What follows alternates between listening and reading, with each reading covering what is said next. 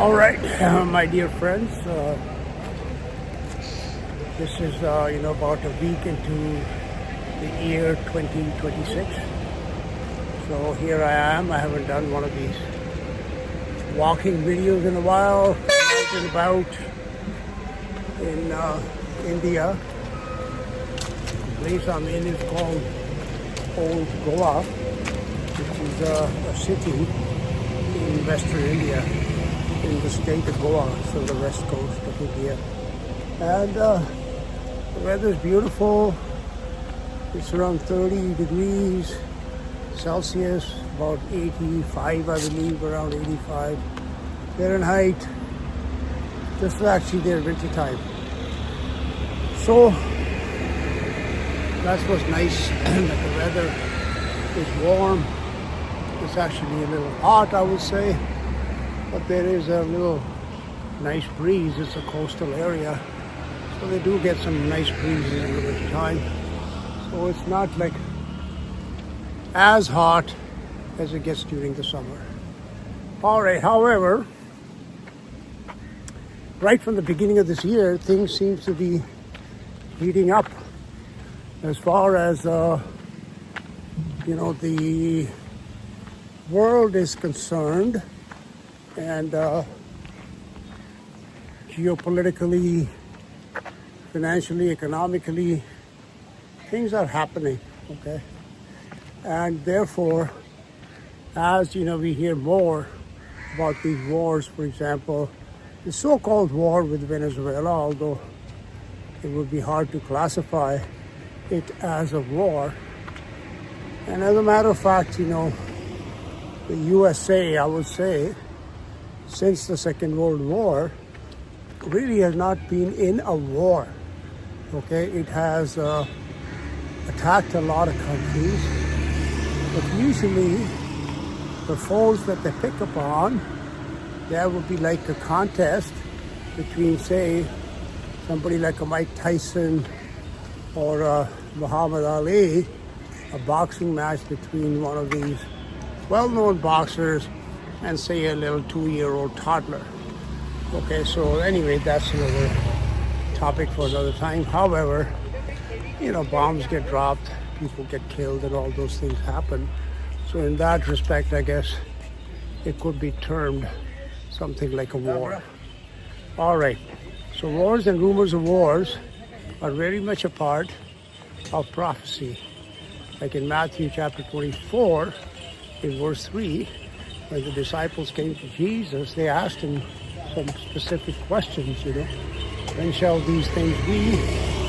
What shall be the sign of thy coming and of the end of the world? Okay? So the wording is quite plain, that they asked him, what will be, how will we know that it is the time of the end of the world? And Jesus didn't say to them that, hey, don't worry, this is not going to come to an end, everything's going to be hunky-dory, and we keep on going on and on forever. But that, my friends, is not what Jesus said. Jesus answered that question by agreeing with them that the questions they had posed were valid questions. And that third question in there, excuse me, about the signs at the end of the world, meant that yes, this world was going to come to an end. And although I've said this many times before, to distinguish between the world and the earth, I'm walking on the earth right now. You see, nice greenery all around, and trees and other buildings, etc. This are sitting on the earth. So the earth is a land, and the world is the infrastructure that sits upon it. As you're walking, you're going to see some automobiles, you'll see trucks, buildings, etc. I'm going to walk up this hill. This area has a lot of old churches. It's a predominantly Catholic state. I mean, they have a lot of Catholic, it was a Portuguese colony, so, they built a lot of churches and Catholic monasteries, etc. in this place in Old Goa. but this used to be the capital of the Portuguese at one point in time. So all these things that man builds is the world. Okay?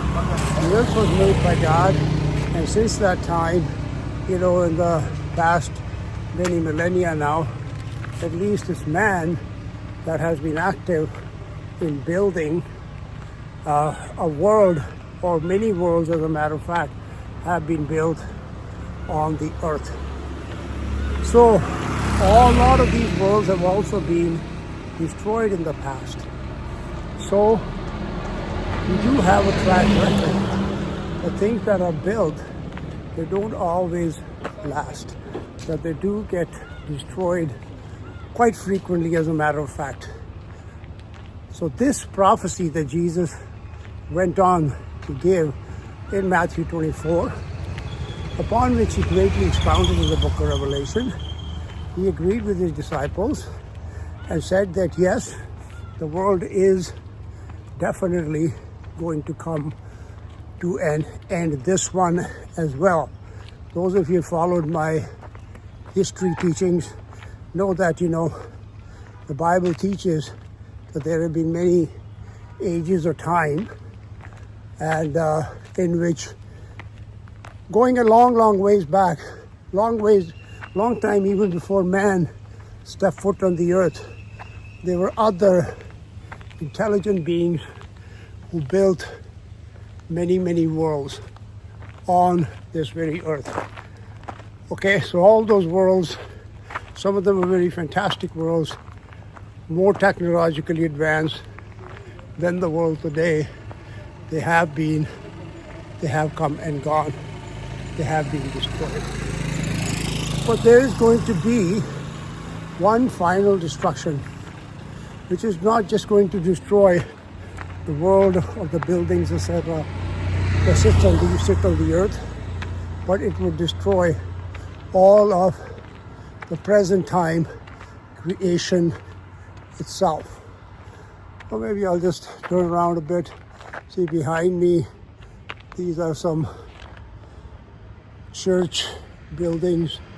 This one is called the Church of St. Augustine on my left, which you can see in that, the white building. And then there's one on my right, which is called the Church of Our Lady of the Rosary. All right. And there are like many of these churches around here, which leads me to believe that the history of Goa is not what we are told. But these are very fantastic buildings.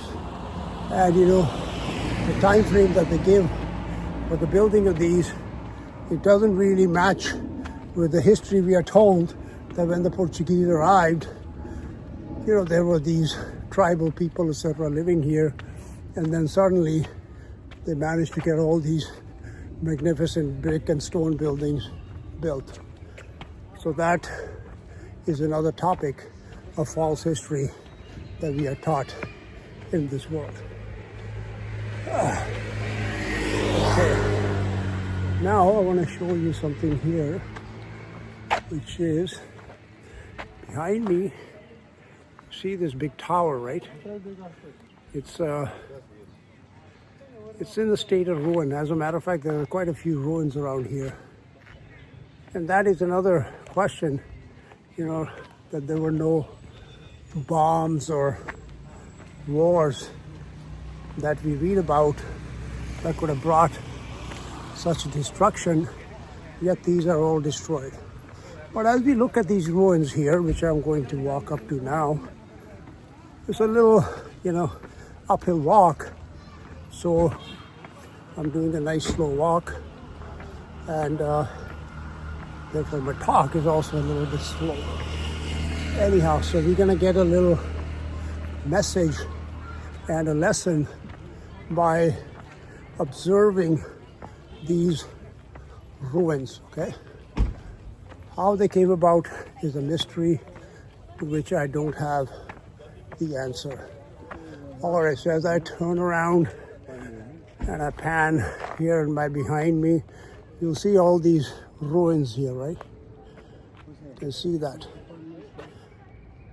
Other than the tower, there are also some other buildings that are in a state of ruin.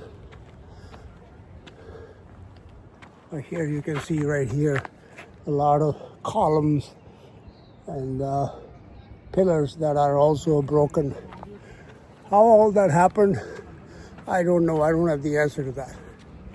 But this is the evidence that we see all across the world, that things that are built, they get destroyed. They get burned. They get, smashed into pieces. It's nothing continues without ever, forever, let's say. Not in this world and not in this world. Let me walk up here a little bit and take another look at some of these. See, this looks like it was a big structure, maybe some type of church or some type of cathedral, maybe a palace. And they said they were all built in the 16th, 17th century, so they are like 400 years old, or so we are told. But they are destroyed. And with the roofs missing, as it is, for example, on this big tower behind me. That's the tower, looks like the Tower of Babel. Okay. What, there were no bombs that we know of or cannon that came here. And this is like solid brick, right? Look at these here. They're very strongly built. So how did they destroy them? But nonetheless, these buildings, these worlds that sit on the earth, they do get destroyed like Sodom and Gomorrah did, like happened in the days of the Tower of Babel, in the times of Noah. So even in the Bible, we have like literally dozens, if not examples of hundreds of examples of worlds that have come and have been destroyed, okay? So here's some more. Let's turn around and look at it. Looks like a Roman Colosseum, or it's what you would see in Athens or something like that. So as that happened here, something that was built at some point in time was torn down. So this world that we live in today, the whole world is prophesied to be broken and to be torn down. Okay, not just little segments of it, but the whole world, as a matter of fact. See? And I've seen a lot of these kind of places in India and around the world as well, Mexico, etc., where they have so many ruins. And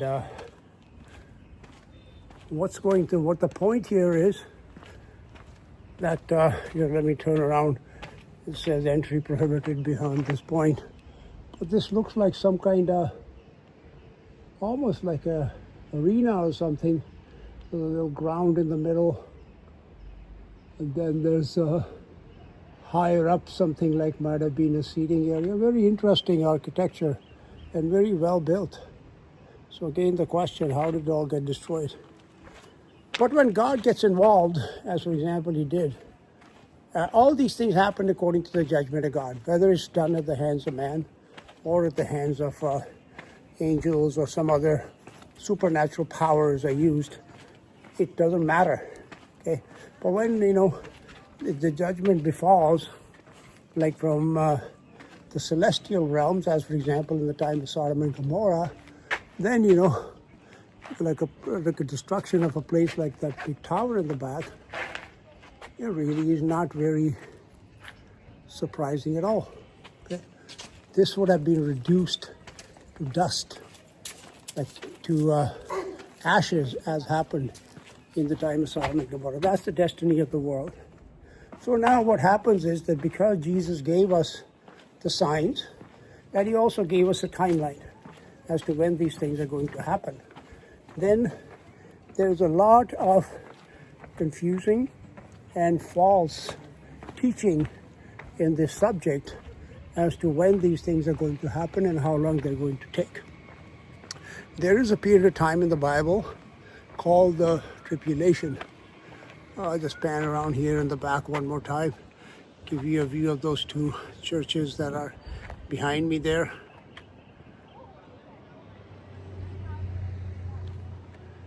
It's not that crowded, so it's kind of nice to come out and walk around here. I like to do that. If you go a little bit further back, as you can see, Goa's a very green place. It's like subtropical. So there's a beautiful river, and then of course there's the Arabian Sea. So there's a lot of water around here as well. So it's a very lovely outdoors place, and especially being from Canada, where it's like 20 degrees below zero right now and freezing with mountains of snow. This is a real blessing to be out here walking around in the sun. Thank you, Jesus. Okay. So this time of the tribulation, it is being taught that it's 7 years long, okay? But that is not correct, my friends. It is going to be closer to 40 years in length. From the beginning till the end is going to be a period of almost 40 years. And that is based on the information we read in the book of Revelation, for example. All those events, they are not going to be completed in just 7 years. That is not a possibility. Therefore, there has to be a longer time frame and a longer time period that we need for all of them to be fulfilled. But where do we get this 40-year period from? It's from Matthew 24:34, where Jesus said, once he began to prophesy about the events that would lead up to the end of the world and his second coming, he said, this generation shall not pass away till all these things be fulfilled. And what he meant was everything that he had prophesied up to that point in Matthew 24, it would be fulfilled within the lifespan of the very generation that saw its beginning. Now people are confused in this, they cause a lot of confusion because they try to assign that word generation to one particular generation. Like for example, they say, oh, it was Jesus' own generation. So before his generation passed away, he had already returned, and all these things that he has prophesied have already been fulfilled. And that, my friends, is also not true, okay? Because a lot of things, I did a video, okay, maybe more than one, making a distinction between Jesus' generation and the last generation. Okay? There is no possible way that Jesus' generation is the same generation as Matthew 24:34. And then, the other, how we read Matthew 24:34 is very simply that Jesus is saying, what's the lifespan of one generation in the Bible? It's 40 years. So he said, there's going to be a generation that is going to be around when you see the beginning of sorrows. As he told us in Matthew 24:8 or 24:7, he said, nation shall rise against nation, kingdom against kingdom. There shall be pestilences, famines, and earthquakes in diverse places. And these are just the beginning of sorrows. The end is not yet, okay? So he said the generation that will see the beginning of these sorrows, meaning birth pangs, they would be the one that will still be alive when the end, or not necessarily alive, but that time frame, that lifespan of that generation of 40 years would not have passed away until his second coming, and until his second coming, okay? Not even to the full end of the world. That will still happen a little bit later. But from that time, his second coming, until his visible sign was seen up in the heavens, it was going to be a period of roughly 40 years. And because he said that, that generation would not pass away, it would mean that it would be a little bit less than 40 years. As I have done teachings on the length of the tribulation, based on a lot of scripture, I think that the time is around 38 and a half years or so. So all we need to do is to figure out the time when the tribulation will begin, and from that we can look ahead to some 40 years, and then we can say that is the time which will be that we will see the sign of the Son of Man up in heaven. Okay? Now, without going into detail, it is my strong belief, strong belief I would say, not 100%, but strong belief, that time began in March of 2020 with when we had that major problem at that time, which affected the whole world. It was billed as a health crisis, but in reality, what it was is a economic disaster. Okay? Since that time, the world is facing unprecedented economic problems. As for example, Venezuela being one example, and that is being used as an excuse by people, that guy was just asking for taxi. That what was the saying? That that's been the excuse that's been used by Trump. That the government didn't run their country well. They have destroyed it economically, and therefore we have to take it over. Okay. But again, without going into one big problem, going into big explanations, what was common in regard to what happened back then is that the whole world was affected economically. Not the whole world was affected health-wise. Okay, COVID was not raging in every country. Actually, it was very few places that it did.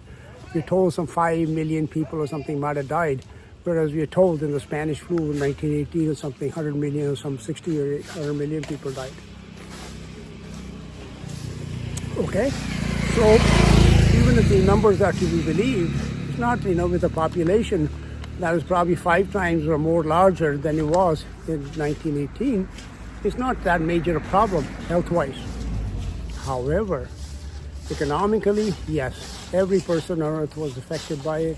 When the economies were shut down, the world was grind to a halt, trade stopped, all types of consequences were set in motion that have not worked their way through the world up until now. They are still, the problems that were created by that health crisis are still being felt today, and they are being exacerbated. They are growing. They are not diminishing. Okay? So the end of the world does not begin with bombs. It begins with excuse me. Oh, I just had some spicy soup for lunch, so it's gave me a little itch in my throat. Okay, let's continue. So, economically, it affected every person, and that is the same thing that's going to happen. That the end of the world does not mean everybody, falling dead from some type of, health problem, or some bombs falling in them, or some famines just devouring the whole earth. No, the end of the world begins with economics, with finances, with money. And anybody that tells you that this so-called invasion of Venezuela, for example, is not related to economics, they don't understand the real history and story of war. Secondly, even in Iran these days, they tell us, I don't believe everything they tell us, I hardly believe anything that is told in the news, but they say that there is some major protests going on, all related to economics, because their currency has been falling, and therefore people are getting poorer, and life is getting harder. I think that is the general problem worldwide. Inflation has destroyed people's lives, and I think it is only getting started.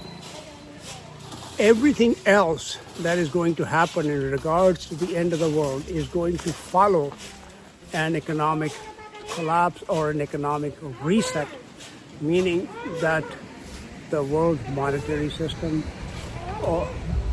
is going to be reset, is going to be changed, and the result will be that the majority of people in the world, they are going to be impoverished. Right now we have three classes of people in the world. There are maybe four. There are what you might call the filthy rich or the elites. Then there is another category of rich or wealthy people below them. These filthy rich would be like, for whom money really is no object. It could be hundreds of billions of dollars they all have, or whatever, and they can print money, so money means nothing to them. The rich people, on the other hand, would be somebody who might have 100 million, and these are numbers in dollars, US dollars, okay, something like that. And then there's people that are classified as the middle class, and below the middle class there is power. There are poor people. And again, there are distinctions in each one of these categories. It could be like, the rich upper middle class, middle class, lower middle class, like poor, very poor, and destitute, and so on and so forth. But basically, we can say there's the rich and there's everybody else. The rich would be maybe 2 to 4% of the world's population, and everybody else falls below them. It's like a pyramidal structure of society, where the apex of the pyramid are the very powerful and the rich, and then comes everyone else below them at different levels on the pyramid, the base being the very poor and the destitute, upon which the pyramid sits, which means that everybody sitting above them in some way or the other is contributing to crushing them and keeping them where they are. That is, again, because the system of economics and finance that we have in this world, it is designed to suck wealth out of the poorest or the weakest of society and to vacuum it upwards, okay, or to redistribute it from the bottom to the top. That's how it works. So whatever happens, it is money, and money in these days has been for the past year, practically for the whole world, is the US dollar, okay. That's what we can define money as in this time. Historically, it used to be gold and silver, and it's probably going to return to that sometime in time. But the US dollar will fail. And Jesus even talked about it when money fails. Okay, money fails all the time. So anything that is other than gold and silver, it is going to fail. That is, printed by or created by the dictates of a government or some private land owners or businessmen, etc. They always fail in the end. So money is going to fail, and when it does, it's going to impact the whole world, which is already happening, because it is the devaluation of the US dollar which is making everybody poor across the whole world. Therefore, this is a realization that I came to about 15 years ago now, that the world, as prophesied to end in Matthew 24:3, for example, it cannot happen as long as this, you probably hear the little breeze, right? It's beautiful. Nice and cool breeze blowing on a nice hot day. So it's very pleasant.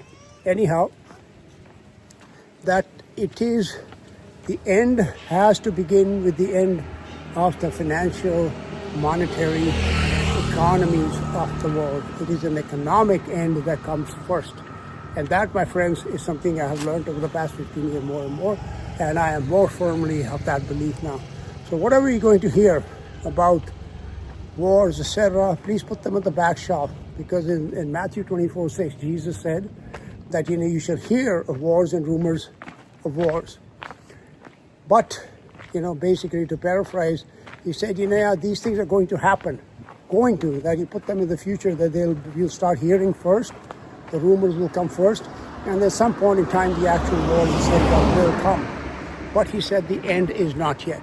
And then when he tells, even when the end, when these events begin to transpire, when the first four seals are open, and warfare, the world is devastated by warfare, by pestilential diseases, by very strong, powerful storms and earthquakes, etc., and also by major food shortages and famines, he said even that is not the end yet. It is just the beginning of sorrows.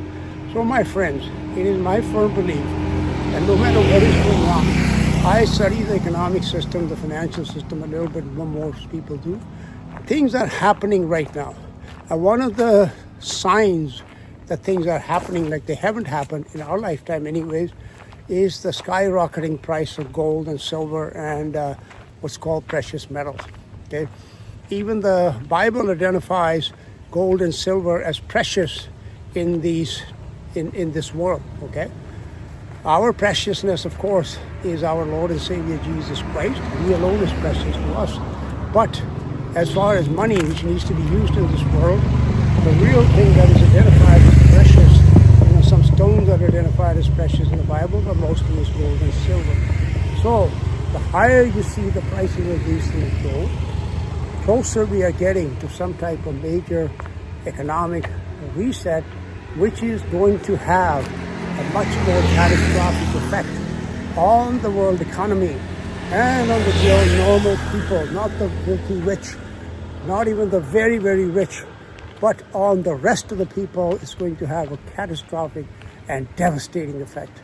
Okay, it is going to make the middle class into the poor, and the poor are going to become basically cannon fodder.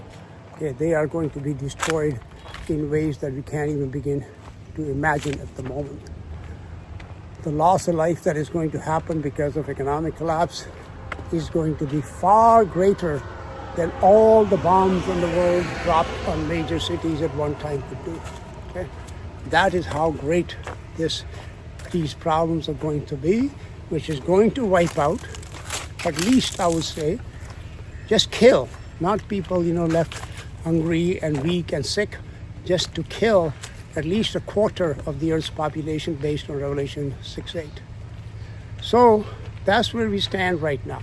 I believe that we are in the time of Matthew 24:6, where we are hearing of all these wars and rumors of wars. We are hearing of coming problems, but the end is not yet. And no matter how many prophecy teachers teach you that, it is Jesus is coming, the rapture is coming tomorrow, this is all going to be over by 2030, I would say that the sorrows, which is the riding of the first four horsemen, is going to not commence at the very earliest, I would say around 2030. Okay? And what the impact will be when those horses do begin to ride in earnest, that will be felt, I believe, throughout the decade of the 2030s. Because I am still of the belief and opinion that we are in the tribulation. And tribulation means pressure. And the pressure that most people are feeling in this time is economic and financial pressure. They are not yet feeling the pressure of hunger or major natural disasters, although those keep coming as well, or of some kind of major diseases. That all is not happening, or even major warfare. We hear a lot of wars and rumors of wars, but most people, like as you can see here, for example, like there's a tourist area, and as I will go here towards one of their big, cathedrals, you will see there are people just going about their lives. They're buying souvenirs, they're eating some, food, eating ice cream, all kinds of, life is going on, as one might say, as normal or as usual. And therefore, this is not the movie feeling. The only pressure most of these people might be feeling at their time in this, unless somebody suffers with some sickness. But most people here, obviously, they're going to be healthy if they're going to be walking over here. And the pressure that most people are going to feel is going to be economic pressure or financial pressure. So it was kind of loud outside, but I just wanted to show you that, although we might be in the beginning stages of the tribulation, the real pressures, which is the word tribulation means, the pressure of hunger, famine, war, disease, etc., those have not arrived yet in order for those horses to begin riding, the red horse, the black horse, and the pale horse, it is that the stage has to be set for them. Or as you can see, people are just going about their lives and as normal here, and I'm assuming in most parts of the world. Therefore, the whole of the world is not yet under a state of tribulation, but I think that is now the events that are happening. They are going to bring all of those about. The red horse, the beast is going to be removed from the earth. And in regards to that, I'm going to read you a little article after this, just a little paragraph to show you that how economic pressures that are building are going to lead to a great deal of social disorder and something that I have spoken about a lot, which is a zombification of the world, where the people are going to literally turn into stark raving lunatics, and society is going to break down in ways that none of us can visualize at the present time. So that's where I want to leave it at, okay? That the first stage of the tribulation is the beginning of sorrows, which parallels the opening of the first four seals.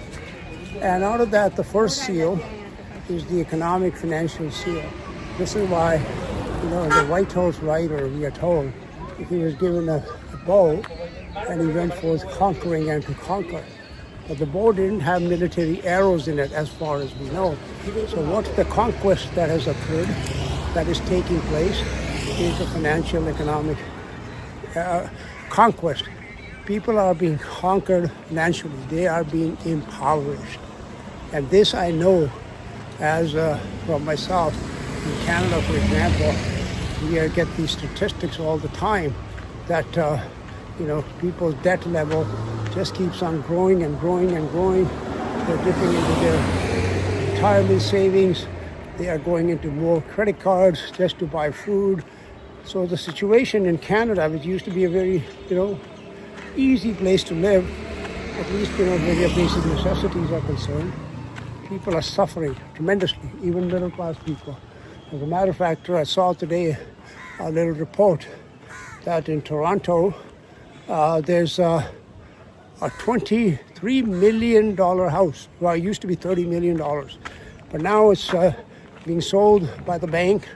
This is in the market for $23 million because those owners, they were not able to pay the mortgage on that house. So even the rich and the wealthy doctors and lawyers, they have to feel like they never did before. And the same reports are here in the U.S. as well. However, I think the U.S. is going to be the last domino to fall. The rest of the world around it is certainly facing some type of major economic catastrophes. And that's what I would look for. Okay, stop looking for major signs of wars and all that out there. Look for a shock, like what they called in 2008 the Great Financial Crisis. This time will probably be a greater financial, catastrophe that's headed our way. It was a crisis in 2008. It's going to be a catastrophe now. And then, as societies collapse because of monetary financial reasons, then people turn upon each other. Then peace is taken from the earth. Then the red horse, which is the second seal rider, will begin to ride, and followed by the third and the fourth. Famines will come, and of course the natural disasters which will intensify. All that will happen, but the end is not yet. So don't look for that today. You just pray and fast and humble yourself before God, so that when that time does come, that He will keep you safe, or He will take us out of here, because we really don't want to go through those times of sorrows, because the world is not going to be as you see it today. Everybody just enjoying themselves. There's these tour buses that are here, and that life is going to come to an end. All right, friends, it's been enjoyable doing this talk today, and maybe I will try and do a few more of these. All right, so before I go, sorry that the last part of that video. Next time I'll have to be a little bit more careful not to walk in too many areas where there's a lot of traffic, etc., because it does drown out my voice. But there was not anything major that was said at the end, except that everybody should pray and to study, because the times are sure to get more and more perilous, and I'm seeing signs of that everywhere. So this is a little article from this Jensen's Economic Precious Metal and Markets newsletter. Okay, I'll put a link to this in the description. It says loss of control of gold and silver price fixing scheme in London leads to kinetic conflict. Okay. So he is giving, like, what everybody's been listening to on the news about Venezuela and Iran and such. He's saying, the real reasons for these actions is not what you're told in the media, it's something else. So let's just read a little bit, one paragraph out of here. The cat is out of the bag on London's monetary metal price fixing debacle, and demand for these essential monetary, strategic, and safe haven metals is going to increase along with interest rates. Keep an eye on that, the interest rates going up. America currently pays 1.2 trillion annually. This idea of having like $1 trillion, people have no idea how much money that is. A trillion is 1,000 billion. And I remember in 2008 when Ben Bernanke was the Fed chief, and when they had this so-called great financial crisis, he ran running to Congress and said, oh boy, I need $700 billion right away.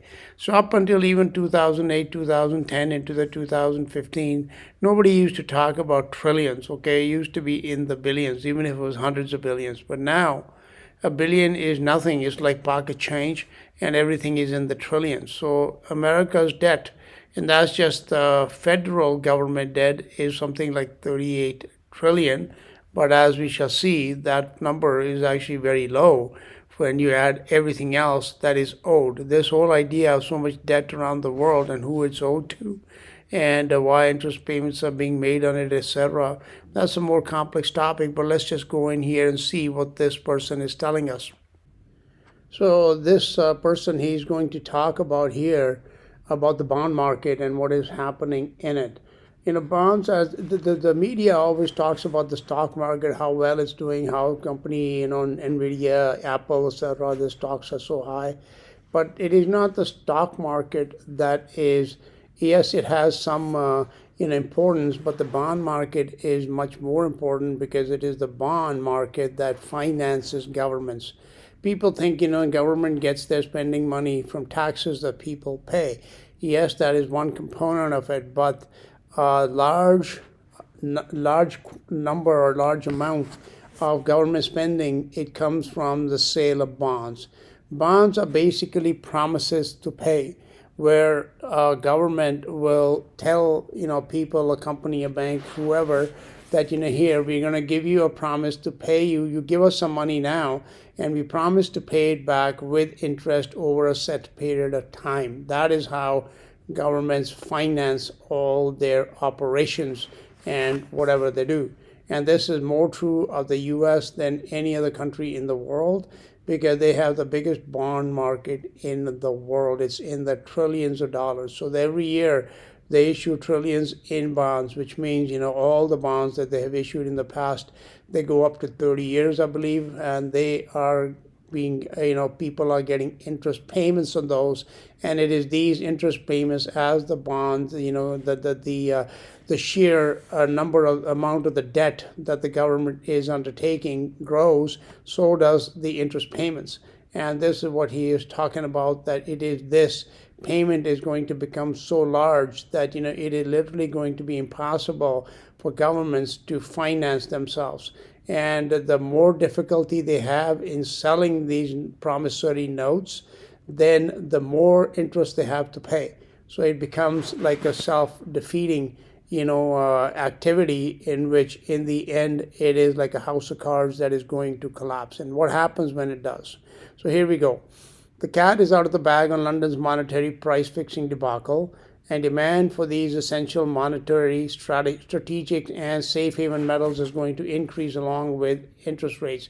And that is what the increase in gold and silver pricing tells us, that people that don't have faith in these promissory notes of the government, especially the US government. Japan is another country that issued a lot of these bonds, and now their bond market is somewhat breaking where their interest rates are spiking, and that is telling us that people are not interested in those bonds anymore. So the government or the bank, whoever's issuing the bond, they have to promise to pay higher interest rates to make it worthwhile for investors to buy these bonds. Okay. So that's what happens. And when that happens, people lose trust in the paper money. Then they turn to real assets such as gold and silver, and that is what we learn from the dramatic rise in the prices of gold and silver in the past couple of years, is that there is something that is going on in the bond market, and when that breaks, and it will one day, then this whole financial system, this full, like this foundation built on sand, like the parable that Jesus taught in Matthew 7 about a house built on sand, it is going to come crashing down. And how catastrophic an event it will be, it will literally be the end of the world. So you don't need to look at wars in Venezuela, Israel, Ukraine, etc. to understand that the end is coming. You should look at your financial, what's going to happen in your country, because your country and every country in the world is not fiscally responsible anymore, okay? And they have money problems, every single one of them. And these problems are only going to grow, and they're going to grow. And in the end, money affects every person on the earth. That's one common thing. That is one common bond that all people in this world have, is that they have to spend money. They have to be they need money to survive in this world, and therefore that is a common thread that binds them all. And when that thread is broken, it literally breaks the whole fabric of the world. That is what the end of the world literally begins. That is how it begins. That's why I keep emphasizing that it is the economic world that has to end first before the other things that will follow, which will lead to wars, which will, bring hunger and disease, because, there'll be no money for food. And then, of course, it'll be also, in addition, we will also have an increasing intensity of the natural disasters that are going to destroy this world. It is all going to happen. It is been happening. It's been slowly building up. But like birth pangs, which is the meaning of the word sorrows in Matthew 24:8, that this is the beginning of sorrows. It means the birth pangs, they don't instantly increase to the point where the birth happens instantly. No, they build slowly over time. The initial birth pangs are not as intense as they get when the birth is really close by. So we are nowhere near that point in time yet, but it is coming. So this is what we keep an eye on. America currently pays $1.2 trillion annually in interest for its federal debt alone, as interest rates led now by an accelerating sell-off in Japanese government bonds globally continue to step higher. What is rearing its head is federal U.S. interest payments that could reach $2 trillion, then $4 trillion, and higher in short order, meaning, it'll happen very rapidly and fast. Rapidly higher interest rates globally, with the total global debt at $320 trillion. It could be way more than $320 trillion. Nobody really knows how much it is, but it is so big that, you really can't even, in your mind, you will not be able to comprehend this sum. It is that big. Rapidly higher interest rates globally with total debt at $320 trillion will be immensely painful. It was always known that rigging gold and silver in perfidious London would lead to a global chaos, and here we are. I'm interested you use this word chaos, because in 2020 and 2021, when I was doing my, prophecy update videos related to the events that were going on back then, one of the words that I said is going to define the tribulation as it intensifies was going to be the word chaos. And this chaos, is going to be real, not because somebody's reporting that something's happening in Syria or in Turkey or, in some faraway land, because that chaos will be in your neighborhood. Okay, and this is where I want to finish this off here, because what this guy's conclusion is, I agree with that 100%. The impact on the U.S. is going to be so severe that the government is going to be rapidly forced to switch its focus away from military matters overseas and even over its border to what is going on downtown. What is he saying? Right now, we're reading about this military operation in Venezuela, and Iran is being threatened, everything else. But he says when this bond market collapses, or it becomes impossible for governments to finance themselves through the sale of these promissory notes to investors and to people worldwide, which the U.S. does, then it is going to bring chaos within the country. And that is something which I've spoken about a lot, that in the end, not just in the US, but you watch all of the security mechanism, which is the military, the police forces, etc., in the end, in all of the world, in most of the countries in the world, those are going to be used internally upon its own populations.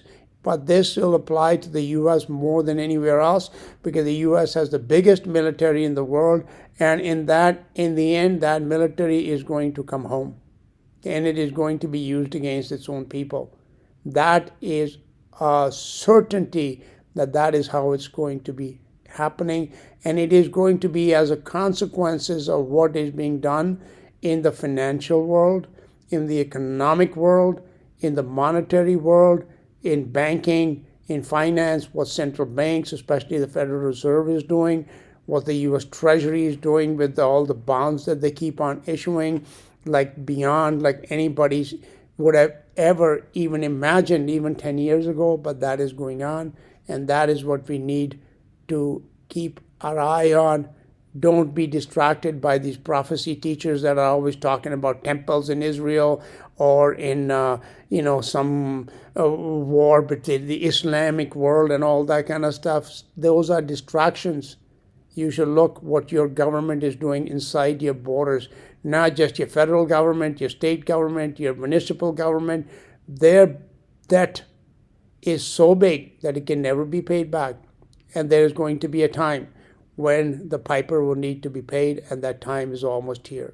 This leaves a very short period now while the U.S. military is effective to grab assets. So what he's saying is right now, because the time is short for this day to arrive, when this whole system, collapses, the balloon, the bubble bursts, and nobody knows exactly how it'll, what the consequences will be. So what is needed is some real assets, and that's what that's what the operation in Venezuela is all about. It is to, grab their assets, oil, gold, minerals, whatever it is. And he said this is where their military is going to be used now worldwide, is to grab as many assets and bring them back home. And in the end, this military itself is going to be coming mostly away from all the international problems. This is why Trump is talking about pulling out of NATO and all those kind of things, the United Nations, because it is all going to be internalized, not externalized. It also leaves a short period of time for those countries that for decades have used U.S. treasure and blood for their own purposes to try one more gambit if President Trump allows it. I don't know exactly what he's talking about there, but the other part of it I do agree with. And that, my friends, is the tribulation, the pressures. They are going to mount internally in every nation, and they are going to begin with money problems.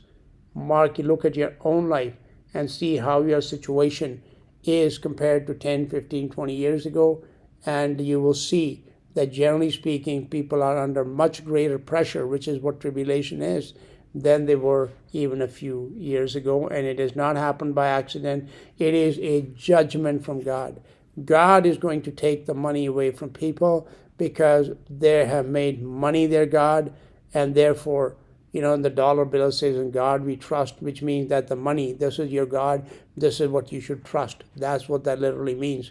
But that is not the God that we trust in.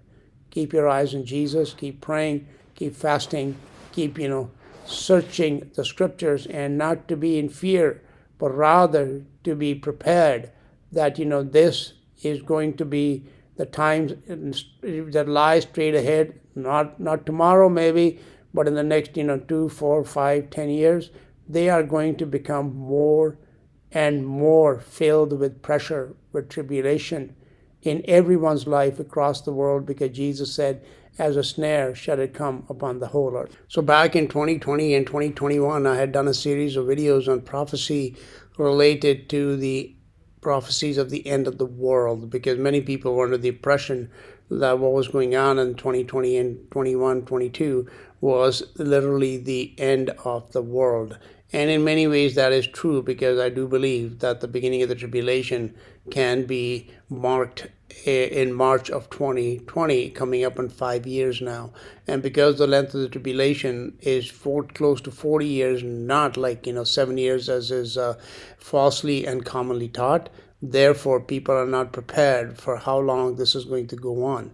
Now back then I had done posted in some of those videos, I had done a series of signs or some things that we should watch for as this tribulation develops, and what will be the stages in which the events of Matthew 24, at the beginning of sorrows, and of Revelation chapter 6, the opening of the first seals, what we can expect to happen. So I just updated these signs a little bit here, and the one word that I want to bring to your attention once again is the word chaos, the worldwide chaos.